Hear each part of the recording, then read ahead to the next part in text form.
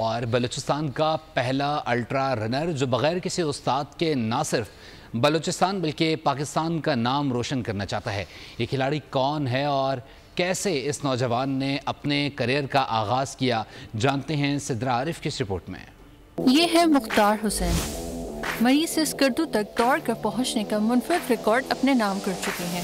کوئٹہ کے علاقے ہزارہ ٹاؤن سے تعلق رکھنے والے الٹرا رنر مختار حسین نے 2 سال قبل رننگ کو بطور کیریئر چنا۔ بغیر کسی کوچ اور باقاعدہ تربیت کے مری سے اسکردو تک 540 کلومیٹر کا فاصلہ 11 دن اور 10 گھنٹے میں طے کیا۔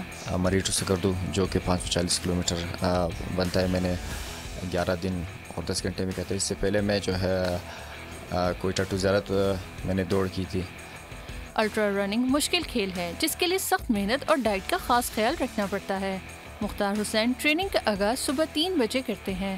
بلوچستان کا یہ نوجوان اپنی محنت، لگن اور صلاحیتوں کے بلبوتے پر عالمی ریکارڈ بنانا چاہتا ہے۔ سبسکرائب کریں اور بیل دبائیں تاکہ کوئی خبر رہ نہ جائے۔